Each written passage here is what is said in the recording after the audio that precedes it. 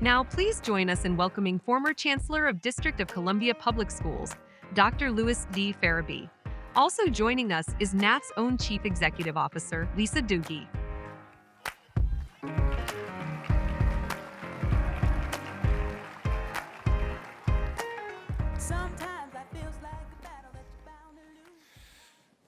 Thank you, Dr. Mitchell. It's always a pleasure.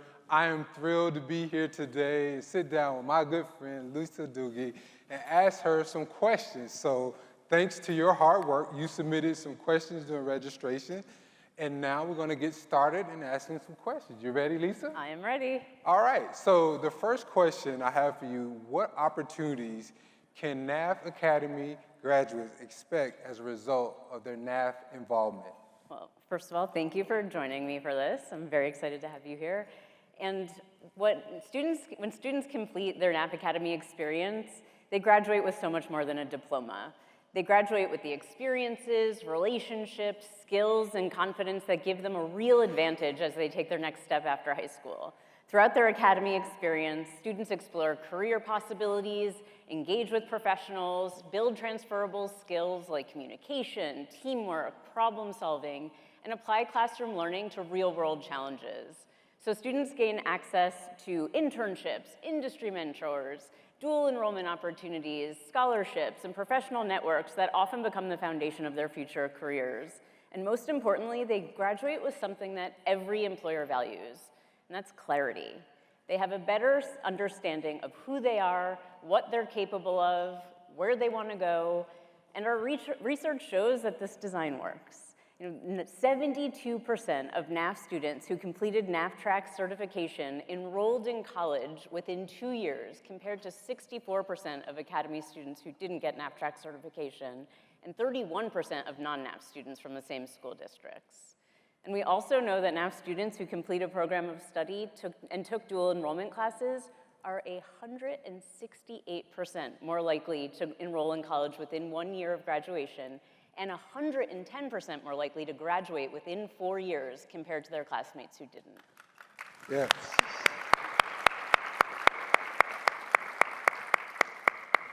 And so while all of those opportunities alone are impactful, we really do see the power of the full design when all of these levers are pulled together. And then, of course, for alumni, the data is just as impressive. NAF alums are attending 1,800 different colleges and universities nationwide, extending far beyond just their local geographies. And NAF Track certified alumni who did not attend college are trending higher in employment rates and higher wages than their non-NAF graduates over a 2-year period after high school. And in addition, we're seeing that Academy pathway choice strongly predicts the selection of college majors for our alumni. So obviously, it just doesn't end with high school graduation. The Alumni Network is a free extension of Students' Academy experience with professional development opportunities, scholarships, job openings, mentorship programs, and much more. And we hope everyone is encouraging their students to sign up for the network of over 700,000 students who have come before them and have graduated from NAF academies. So the support really does go well beyond the high school experience. And the data is definitely impressive, but what I'll also note is what I often hear from alums is not just, I got an internship. It's that I met someone who believed in me. And that's the lasting impact of NAF and the experiences that matter, because it really is those relationships behind the experiences that change trajectories for students. Those numbers are very impressive. Let's give another round of applause. Thank you, Lisa. As the chancellor here in DC Public Schools, I saw firsthand many of the impressive benefits that you described in the data points. Now, you obviously had to know you were going to get an AI question, right? Haven't been anywhere where I haven't yet, so. With AI rapidly reshaping the industry, how does NAF plan to embed AI literacy in real-world applications into pathways so that students remain competitive in future careers? So what we're really making sure that we think about is that one of the biggest misconceptions, I think, around AI is that it's replacing opportunity. I actually believe that it's just changing opportunity, and that it's our responsibility not just to teach AI tools that might be outdated a year from now, but to really prepare students to thrive in a world where technology will continue to evolve throughout students' careers. And that's why we've embedded AI across career pathways, not as a standalone topic, but as something that students encounter in all pathways. And we're also developing that content alongside industry partners and our educators in our education innovation collectives, with educators testing those materials and giving feedback throughout the process, so it's very real. And this past summer, we released our AI career connection units across 5 career pathways, and AI skill development is now embedded in every newly designed course. And this year, we released 3 new courses and 3 more are in development for next year. And so at the same time, AI really does make our focus on durable skills all the more important.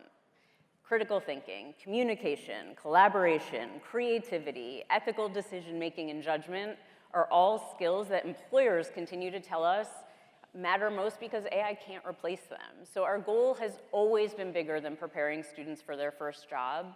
And for students today, it's so much more important because what their jobs and careers are going to look like is just evolving so rapidly.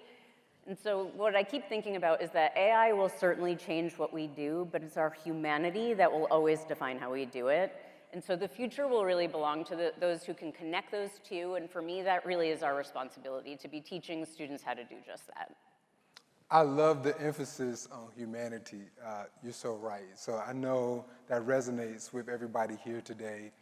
You know, getting to know 100% traditional internships and knowing that all of our students are going to have that challenge, despite some of the challenges that may exist, they get a lot of support, and that support comes from our advisory board.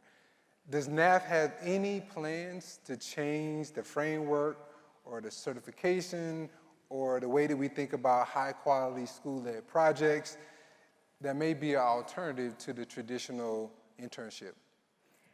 So we know that every community has different employer capacity, and that's why we've continued to evolve our thinking about internships as the only destination to really making sure we're focused on the entire work-based learning continuum.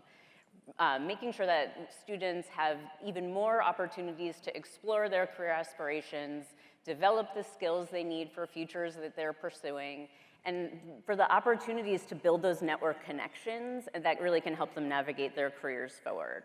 So we really are encouraging students to complete high-quality career preparation experiences that can include certainly traditional internships, but also clinical placements, youth apprenticeships, and industry-mentored projects. And that really matters most because students are developing those relationships, those experiences, and those skills that prepare them for what's next. So we have created guidance and tools and resources that are all available in ASH and to help schools continue to build these strong and impactful work-based learning experiences. And of course, as always, if this is an area that your academy is really still building or needing help and support on, your portfolio managers and the work-based learning team are ready to help.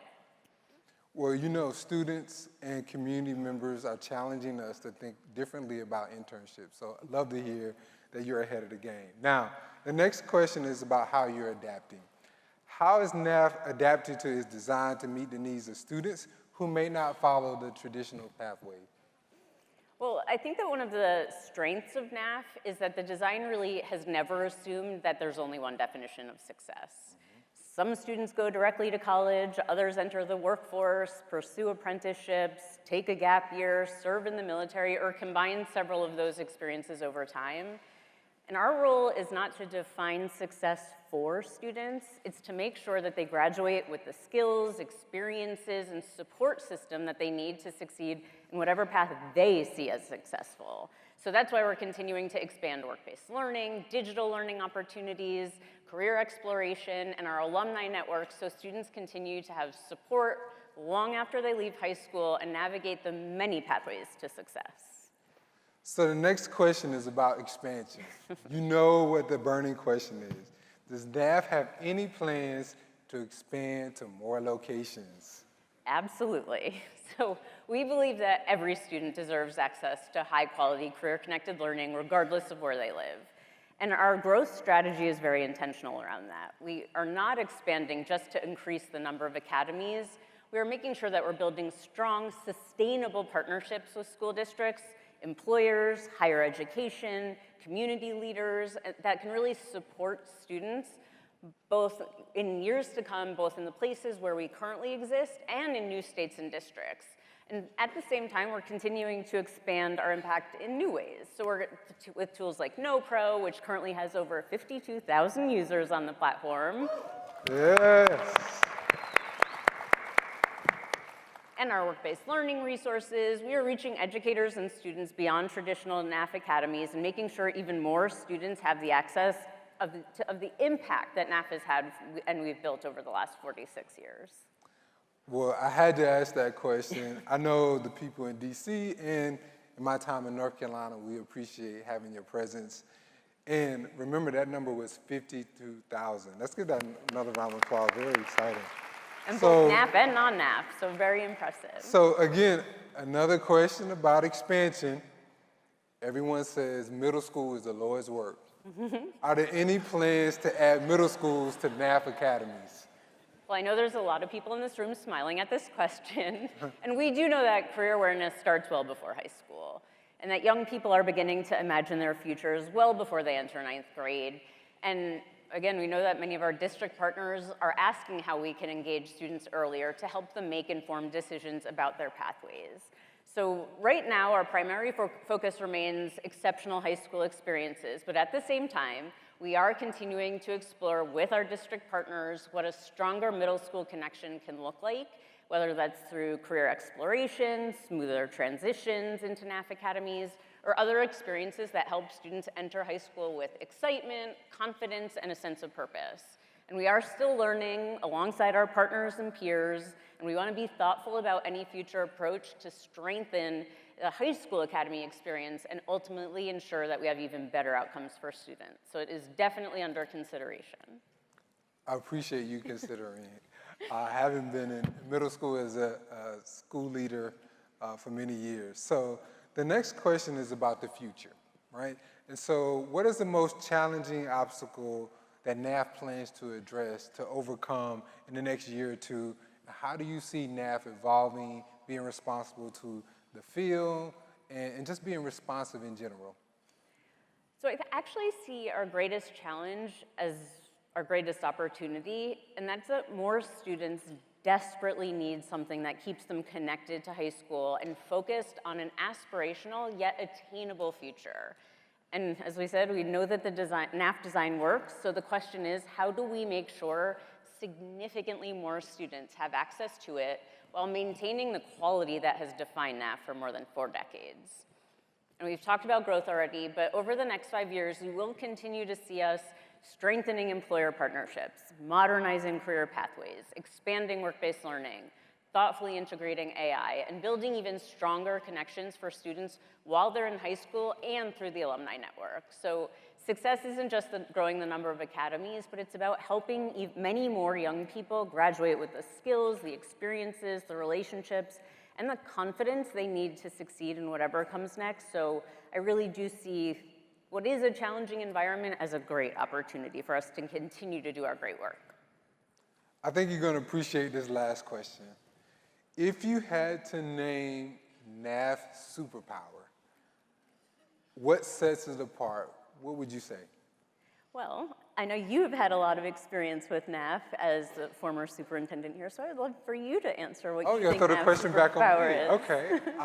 I would have to say the superpower is the learning community.